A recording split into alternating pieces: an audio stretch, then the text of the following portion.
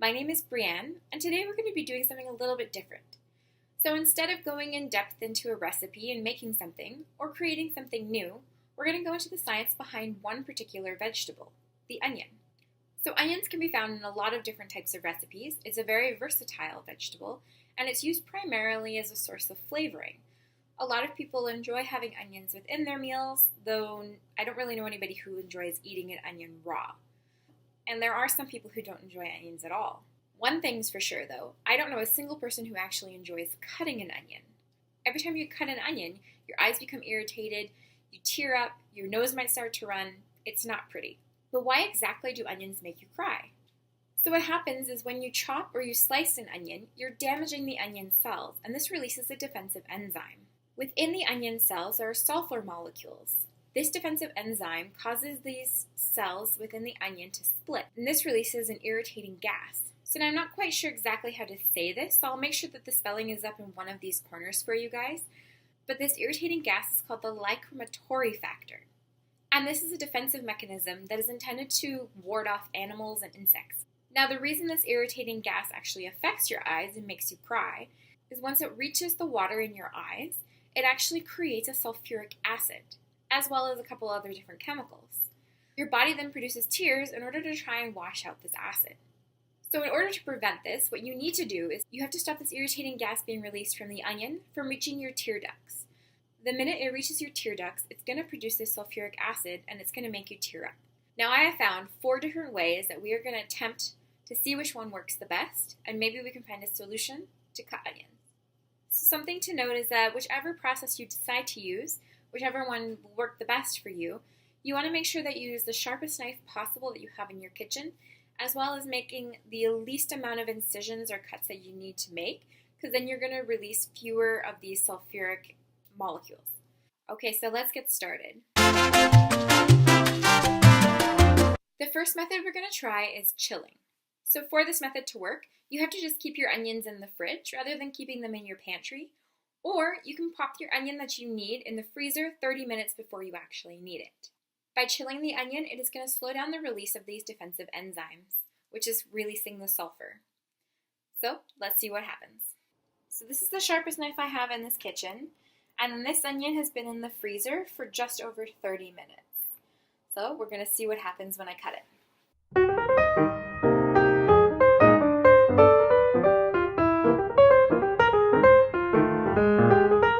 So we're going to try and cut all the onions in the exact same way so that we have a very controlled experiment here. I don't want to have too many slices in one onion and not enough in the other. So the freezing technique has seemed to work pretty well. I don't have any tears.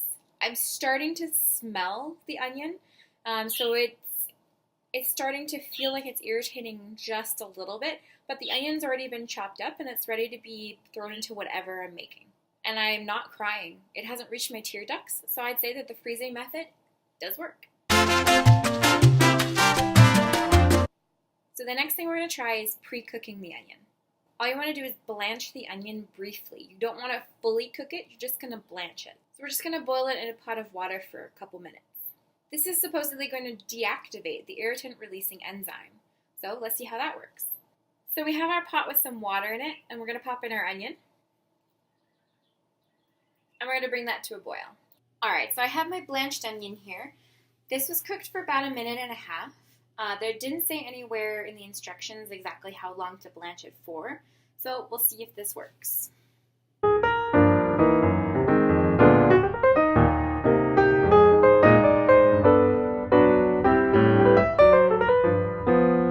Alright, I can say with complete confidence that this did not work. My right eye is starting to burn, and it's starting to tear up just a little bit. It hasn't reached my left eye yet, but regardless, even if it did work, I'm not crying like I normally would after cutting an onion. It made the layers extremely pliable. As you saw, they just kind of slipped away from each other, and it was extremely difficult to actually cut the onion. So I would say this on like a scale of like it works and it doesn't work. It's kind of like here, it sort of worked, but this is not something that I would ever personally do again. Not only did I feel some irritation in one of my eyes, but now I have to clean a pot. So don't know if it's worth it.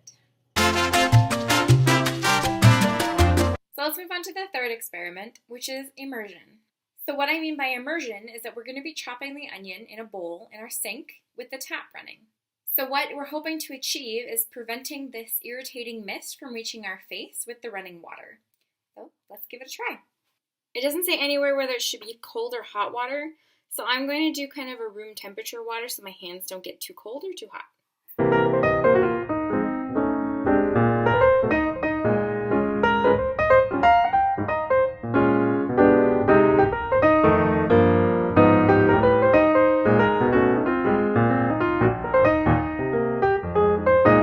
Alright, so that kind of worked. I'm not crying, I'm not tearing up. My eye's still a little irritated, but that could be from the previous experiment where we blanched the onion. What I will say about this one is that you need a much bigger bowl, and you're also going to want one that has a very flat surface to it. So you don't want a very rounded bowl. I found it quite difficult to actually cut the onion under the water, but that being said, it did kind of work. I didn't feel extremely irritated by cutting the onion. The most that I felt any irritation is when I actually finished cutting the onion and I drained the water out. So it kind of irritated a little bit, but not a lot. So that being said, did it work? Yes, technically it kind of did. Would I recommend this as a way to actually cut your onions? Probably not. It is very wasteful for the amount of water you have to use in order to cut the onion. It is hard to cut the onion underwater. They're very buoyant. They tend to float to the surface. So the minute you cut the onion in half, the half that you're holding stays under the water, the other half floats to the surface. So if your sink's not clean, any onion that touches it is... So I guess this one is kind of left up to your discretion whether you want to try it or not. It did kind of work. I'm not crying, so there's something to be said for that. Alright, so now on to the fourth and final technique for cutting onions, and we'll see if this one works. And this is using face protection. So this is something that has been used in movies before, people wearing goggles in order to cut onions. We are going to be using a form of goggle, or eye protection. I've actually seen a product that you can buy specifically for chopping onions, which are aptly named onion goggles. The tighter the fit, the better, because then it's going to stop that onion from getting under. I don't have extremely tight-fitting goggles, so we're going to try and makeshift it a little bit to see if I can make it as tight to my face as possible. The goggles on their own are not going to actually do a whole lot. You also need nose plugs, because when this enzyme enters your nostrils, it's actually going to affect your tear ducts. So whether your eyes are covered or not, if your nose is unplugged, you're still going to be able to smell that onion and it's going to make you tear up. So let's get geared up and we're going to give it a try.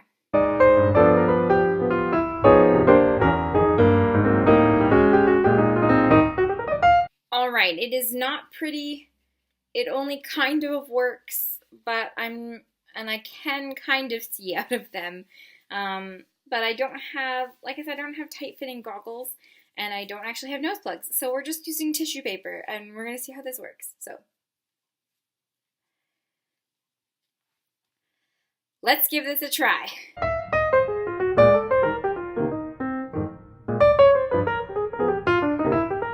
Okay, so that was extremely uncomfortable, and because I had to breathe through my mouth, I can taste the onion a lot more than I could for the other ones. What I will say, however, is that it did actually work. I didn't feel any irritation. My eyes are completely fine. If I had to cut more onions, however, I could probably see it being a problem with just what I was wearing. I could feel it starting to kind of come through at the very end when I had finished. So what I would recommend is definitely actual tight-sealed goggles, not making your own like I did. That did not work as well, but it did still kind of work. Something that to note is that you definitely need the nose plugs. The combination of the two is very effective, and I didn't feel like I was tearing up at all. But obviously actual tight-to-the-skin goggles as well as actual nose plugs would probably be preferred. Now, all that being said, do I really want to put on a pair of goggles and nose plugs in order to cut onions every single time? No, not really. Not really, not particularly.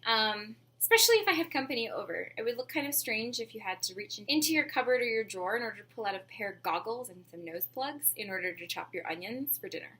My preferred method, I would definitely go with the freezing technique or keeping your onions in the fridge at all times. So because the onion was in the freezer for about 30 minutes, I'd say that you would probably want to keep your onions in the fridge for a minimum of 2 hours at least before you chop them if you've just bought your onions, in order for this to have any effect at all. But I do think I would recommend keeping your onions in the fridge or popping them in the freezer 30 minutes before you're going to make anything, just because this was the best technique and it worked well. This is something that I would actually do again.